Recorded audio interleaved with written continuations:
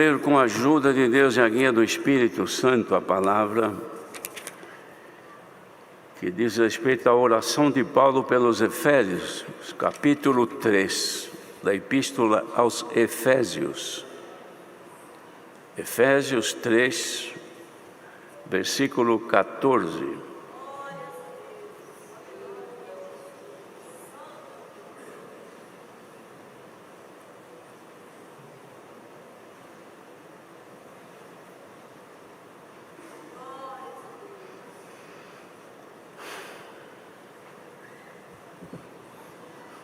Vamos ler então, com a ajuda de Deus e a guia do Espírito Santo.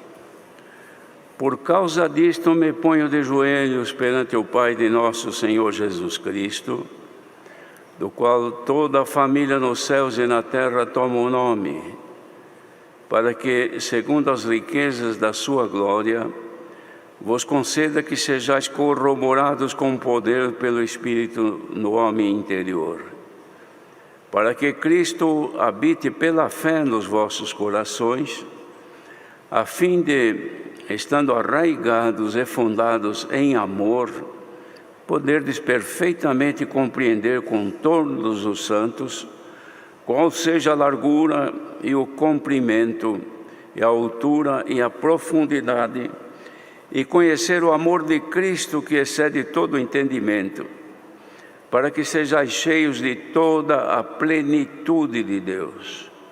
Ora, aquele que é poderoso para fazer tudo muito mais abundantemente além daquilo que pedimos ou pensamos, segundo o poder que em nós opera, a esse glória na Igreja, por Jesus Cristo em todas as gerações, para todo sempre. Amém.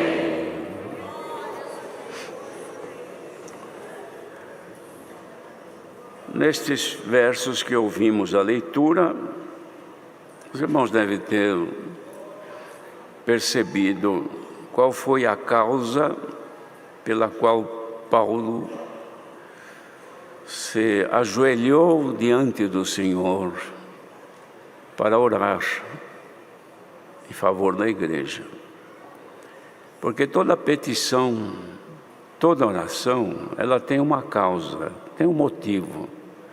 A pessoa, quando vai orar, é claro que muitas vezes, considerando a bondade de Deus e a nossa fragilidade, nós não temos nem coragem de pedir muito, mais de ser gratos, de agradecer ao Senhor, do que estar pedindo tanta coisa. Mas aqui a finalidade, a causa que ele faz o pedido, era justamente para que naquilo que ele havia falado com os irmãos antes, no primeiro parágrafo deste capítulo, ele fala sobre a vocação das pessoas que viviam em Éfeso e também em outros lugares, que não eram de origem gentia, eram pessoas consideradas como gentios.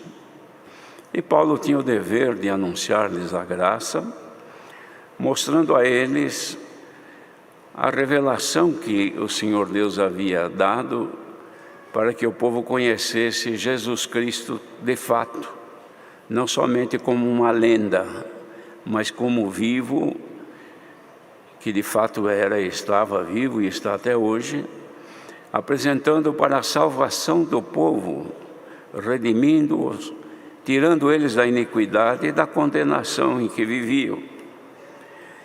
E ele então explica aqui como era a graça manifesta primeiro aos judeus e também agora estendida aos demais povos, que nos outros séculos não havia sido isso manifestado a nenhum dos homens. Mas agora, através das revelações do Espírito Santo aos seus apóstolos e também profetas, era anunciada então uma união entre os povos, gentios que também passaram a ser co-herdeiros com o povo de Israel, a quem foi feita a promessa. E Paulo se sentia então no dever de anunciar a eles a salvação pela graça do Senhor Jesus. E ele dizia que, através do Evangelho, ele queria mostrar as riquezas incompreensíveis que estavam em Cristo e demonstrar para todos eles qual era a dispensação deste mistério, ou seja, o que estava oculto pelos homens que falavam de Deus, da lei, dos profetas e o próprio Moisés, que preconizavam a vinda do Senhor Jesus, mas não tinham noção de como seria a manifestação dele, que agora Paulo apresentava não a vinda, mas a passagem do Senhor Jesus com ele e depois a volta, que ainda vai se cumprir. Mostrando então essa dispensação misteriosa que Deus fez, que estava oculta com eles. E também até, irmãos, esta sabedoria estava escondida dos principados e potestades nos céus, mistério oculto com Cristo em Deus. Mas agora havia sido revelado então, através do Espírito Santo, que trouxe esse mistério oculto com Cristo em Deus para o povo, através dos apóstolos, que Paulo sentia então em si ousadia para falar desta graça, ensinando o povo a se salvar através desta descoberta, desta manifestação misteriosa da salvação pela graça de Jesus, que chegou também a nós. Uma vez feito isso, como nos capítulos anteriores, ele apresentava ao povo a necessidade de viver então pela fé em Jesus Cristo, apartando-se do pecado e da maldade deste mundo para serem salvos, demonstrando a eles que tudo que dizia respeito à vida terrena era de pouca duração, que a vida da pessoa passa muito rápido, ninguém vive para sempre, e é tudo muito rápido que vai passando, e se a pessoa não aproveitar este tempo da sua passagem aqui, para alcançar a condição de conhecer este mistério que é a salvação pela graça em Jesus Cristo, a pessoa estará perdida para sempre. E ele então sentia a necessidade de orar por aqueles que já haviam crido no Senhor. Os que ainda não criam era anunciar o Evangelho, mas os que haviam sido crentes já, creram no Senhor, foram batizados, era lutar pela manutenção das virtudes de Deus no povo, para não perderem o que alcançaram. Porque uma coisa era a dificuldade de alcançar o que está no mundo. Alcançar a graça do Senhor Jesus não é fácil, porque isto vem através do dom de crer. Mas outra coisa, depois de ter alcançado, manter-se na mesma confiança e fé, para não perder o que alcançou. Por causa disso, então, esta é a causa que ele se ajoelhava diante de Deus, o nosso Pai, e também do Senhor Jesus. E ele orava, e falava daquele Senhor Jesus, dizendo que toda a família, tanto nos céus como na terra, tomava e toma o nome dele, Jesus Cristo, que é poder de Deus para a salvação de todos.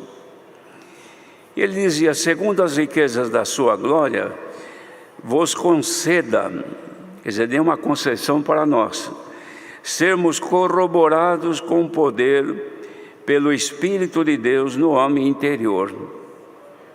É concessão de Deus. Os irmãos sabem que concessão não é um presente definitivamente, é uma concessão diante das cláusulas que existem para que esta concessão ela continue. Falhando naquelas coisas que são explícitas, como um contrato, por exemplo, a concessão pode ser encerrada. Acabou a concessão, a pessoa não tem mais direito de uso, não tem direito de propriedade definitiva, mas tem o direito de usar, enquanto manter-se dentro daquilo que é necessário para alcançar a concessão. A nós foi concedido o Espírito Santo, que é garantia que, se formos fiéis, então vamos herdar a vida eterna com glória junto ao nosso Deus. Isto é no homem interior, não é por fora, é por dentro de nós. Então ele disse: isso tudo é para que a Irmandade daquele tempo habitasse pela fé, que habitasse nos corações deles pela fé, e eles tivessem alcançado raízes profundas na fé e na graça, que é o amor para com Deus. Nós não podemos quebrar isto, irmãos, porque se nós deixarmos que este amor para com Deus diminua, as nossas raízes se encolhem. Os irmãos, vejam essas tempestades que têm acontecido nestes dias, com ventos fortes.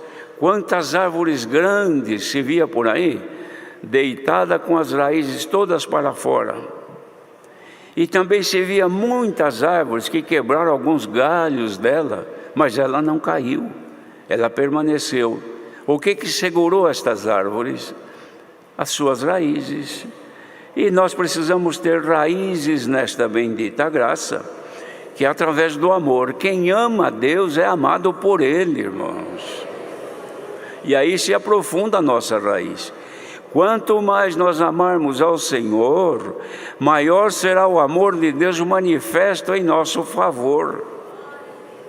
Ele dizia, e eu estou orando aqui, para que vocês possam perfeitamente compreender, com todos os santos, com os demais, qual seja a largura e o comprimento e a altura e a profundidade. Aqui ele especifica, irmãos, 4 situações que nós precisamos ter para permanecermos fundados em amor, nossas raízes profundas. Então não é somente crescer na altura, crescer na largura, como esse prédio aqui. Veja, isso aqui cresceu bastante em altura, deve ter mais de 20 metros de altura. Toda essa largura, este comprimento daqui até lá na frente, essas são as medidas, as dimensões visíveis.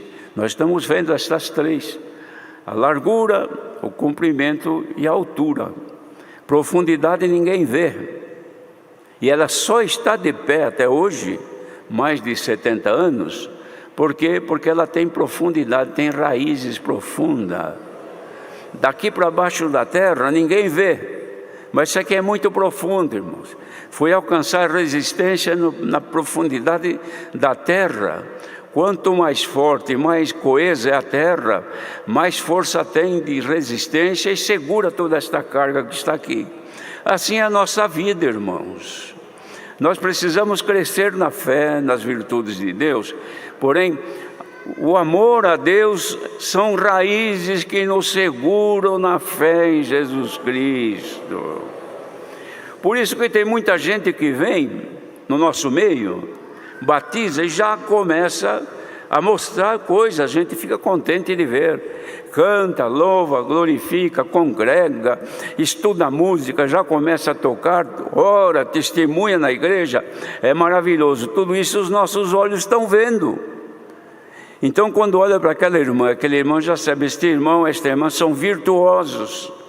Olha aí como Deus opera com eles, olha quantas coisas belas tem na vida dela, na vida dele. Mas precisa ver a raiz que tem, porque quando vier a tempestade e os ventos, precisa ver se a raiz que tem seguro ela na mesma posição que está na graça. Bendito seja o Senhor. E Paulo, preocupado com isto, ele orava a Deus e pedia que aqueles irmãos fossem a eles concedida a graça de serem corroborados com poder pelo Espírito no homem interior. Corroborados é confirmados. Confirmados pelo Espírito de Deus, não no exterior, na beleza do nosso rosto, do nosso corpo aparente, mas na beleza interior que ninguém vê. Mas é aí que precisa haver a confirmação do Espírito de Deus na vida da pessoa. E como é que ele confirma? Como é que ele corrobora? Ele nos ajuda, nos faz crescer na graça e na fé. Quando a nossa forma de ser, de viver, demonstram que de fato somos crentes em Jesus Cristo. A pessoa que creu no Senhor Jesus, irmãos, converteu. Converter é mudar de direção. Os irmãos, por exemplo, alguns anos atrás, os veículos eram todos a gasolina, o combustível era a gasolina. Ficou muito difícil, caro e assim por diante, e inventaram então o uso do álcool. Mas para usar o álcool, não era somente pôr o álcool no tanque no lugar da gasolina. Tinha que haver uma conversão, uma mudança de princípios, uma mudança que pudesse, através de agora, esta nova fórmula, o veículo continuar andando. É esta conversão que nós precisamos, que acostumado com viver como era no mundo, agora nesta graça fomos convertidos. O nosso combustível agora no sentido espiritual é a palavra de Deus. E é o que nós vamos ouvir nesta manhã. A palavra de Deus, irmãos, para nós, ela é força que nos faz caminhar na graça. Para aqueles que são convertidos, os que não são, precisa converter, precisa mudar a forma de ser, precisa mudar a forma de falar, de agir, porque quando não tinha graça, andava no mundo, andava do jeito que todo mundo anda, cometendo toda a sorte de coisas que a palavra de Deus não aceita, ela reprova. Mas a pessoa não tem conversão, continua fazendo igual. Mas tem crente que, uma vez convertidos, passaram a usar um outro combustível que é a palavra de Deus. Mas no decorrer do tempo, foram aos poucos se adaptando, devagar, passaram a andar com os dois combustíveis, um pouco de gasolina e um pouco de álcool. Então o que acontecia, irmãos, naquele tempo quando foi inventado esta fórmula de substituir a gasolina pelo álcool, a pessoa punha álcool e punha um pouco de gasolina, o veículo andava, mas não andava mais como antes. Ele andava todo mal, o motor funcionava mal, na subida não tinha força, porque o combustível estava adulterado, modificado e não havia conversão. Quanta gente que só vai bem na descida, só vai bem quando tudo vai bem. Quando vem um lugar que precisa fazer um pouco de força, na vida espiritual, a pessoa começa a ter dificuldade, já não anda mais, já não congrega mais, já não tem mais prazer nas coisas de Deus, já não fica mais feliz em ouvir a palavra de Deus. E quando ouve que não coincide com a sua forma de pensar, é como um motor que começa a trepidar e não tem mais força. Deus que dê graça, irmãos, que os ouvintes desta palavra nesta manhã convertamos-nos, voltemos-nos a caminhar somente pela palavra de Deus. E conhecer o amor de Cristo que excede todo entendimento. Este é o amor que Cristo tem para conosco, para que nós sejamos cheios de toda a plenitude de Deus. Nós queremos acreditar que nesta manhã, quem está aqui ouvindo presencialmente, e quem estiver por este mundo afora, por um acaso ou não, ouvindo também, que alcance a condição de se encherem da plenitude de Deus. Plenitude é completude. Eu estou com um copo aqui, irmãos, olha aqui, ó. É copo com água, mas não está plenamente cheio. Deixaram 3/4 só de água, então o resto está vazio. Aqui cabe outras coisas. Por quê? Porque tem espaço vazio aqui. O crente que se enche da plenitude de Deus não tem espaço vazio para outras coisas. Esta é a preocupação do apóstolo e a nossa nesta manhã, irmãos. Quem está ouvindo aqui, queremos crer que querem alcançar alguma coisa de Deus. Se não for para se tornar completo, mas que vai diminuindo o espaço para outras coisas e enchendo-se do Espírito de Deus que nos governa. Nesta comunhão que alguns estão aqui ouvindo, bom seria que todos pudessem alcançar um pouco da plenitude do Espírito de Deus. Quando a plenitude de Deus se manifesta no ser humano. A pessoa olha para a sua miséria humana, não vê mais quem ele é, a sua personalidade que vale tanto, a sua posição que é tão grande, o seu nome que é acima de tudo, a vida que tem, a riqueza que tem. Quando ele olha para dentro de si, ele diz: eu sou um miserável, eu preciso ser revestido da plenitude do Espírito de Deus. Quem assim reconhecer nesta manhã, ponha-te em comunhão. Pode ser que o Senhor venha e achando um espaço dentro de ti que não esteja ainda preenchido com o teu ego, com a tua personalidade, com a tua vaidade, com os teus desejos carnais. Ele tire isto para fora e complete com o Espírito de Deus. Ai, irmãos, que bom seria se assim acontecesse. Nós seríamos mais espirituais, mais fiéis a Deus, mais cheios do Espírito de Deus para vencer todo o mal. Já não haveria em nós tanto sofrimento. É claro que na carne sim, porque Paulo também dizia: eu quero que vocês não se escandalizem com os meus sofrimentos, porque o meu sofrimento redunda em glória para a igreja. Porque quanto mais na vida terrena a pessoa sofre pelo peso da graça do Senhor Jesus, mais santificada é a pessoa diante de Deus. Poderíamos até buscar aqui um capítulo agradável para vocês ouvirem, uma coisa que trouxesse uma alegria, até fazer como muitos fazem: olha, este ano vai terminar, mas o ano que vem está carregado de bênçãos, Deus vai cumprir na tua vida. Há quem diga: até 31 de dezembro vai acontecer isto, vai acontecer aquilo, e o povo se enche daquelas promessas. Vem o 31, vem o dia 1º e nada. Mas o que o Senhor promete hoje não é nada visível aos teus olhos, nem palpáveis com as tuas mãos. É que o teu homem interior, o teu espírito se alegrasse agora e dizer: venha o que vier, venha a luta que vier, eu quero ser fiel ao Senhor. Glória ao nome do Senhor. Essa é a nossa esperança, irmãos. É bom ver o povo quando o coração ferve. Então acontece como Davi escreveu: meu coração ferve com palavras boas. Não existem melhores palavras do que essa, que é de dizer: se formos fiéis, não importa o ano que vem ou os dias que nos restam, se formos fiéis, herdaremos a glória eterna nos céus. Esta é a nossa esperança, irmãos. Bendito seja Deus.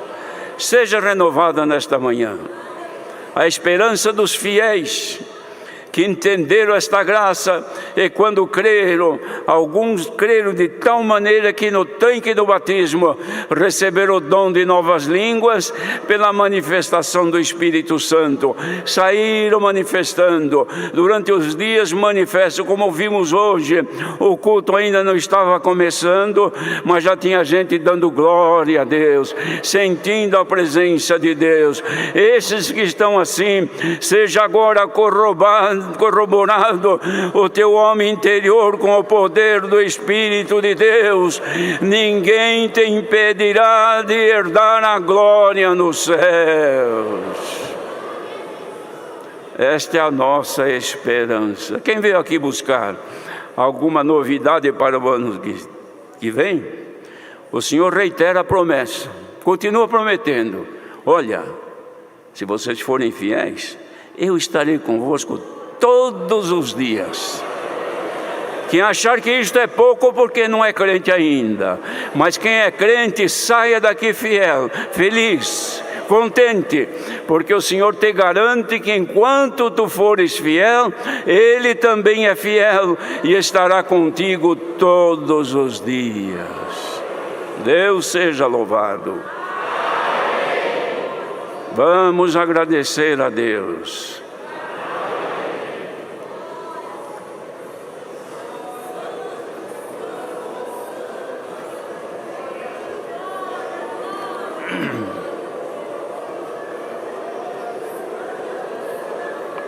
Aleluia, Jesus. Santo, santo, santo é o Filho de Deus. Graças te damos, ó Deus eterno, em Jesus Cristo, teu amado Filho, por estarmos mais uma vez não só dentro da tua casa, mas principalmente diante da tua presença. Graças te damos pelo culto aberto, em nome do teu Filho amado, nosso Senhor Jesus Cristo, e por Ele, e para Ele, e nele, te glorificamos nesta manhã através dos hinos, das orações feitas individualmente, não só aqui dentro desse templo, mas em todos os lugares aonde o povo participou junto de nós através deste santo culto de adoração ao teu nome. Pela oração que tu tem dado à tua igreja através do teu servo, aleluia, te damos graça pela carta que foi lida, que nos trouxe, sim, com certeza, uma grande reflexão, Senhor. Aleluia, te damos graça pela guia, pela direção dada ao teu servo, desde a abertura desse santo culto, até agora no momento, na revelação e na exortação da tua palavra. Graças te damos pela comunhão aqui derramada entre nós, e graças te damos pela tua palavra. Ajuda-nos, Senhor, a ser fiéis na fé, ser fiéis à tua palavra. Graças te damos porque nos sentimos confirmados, corroborados em Jesus Cristo, teu Filho, que o nosso nome está escrito no livro da vida e iremos ver a tua face como ela é. Guarda-nos não somente no final deste ano, mas guarda-nos nos dias que ainda teremos de vida na face desta terra, para um dia herdarmos a coroa da vida eterna. Graças te damos por tudo em Jesus Cristo, teu Filho, bendito para sempre. Amém. Glória a Jesus, glória a Deus. Glória a Deus. Deus seja louvado.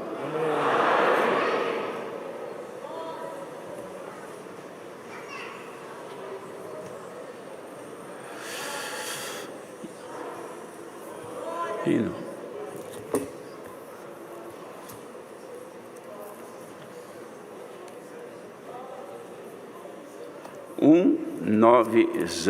190.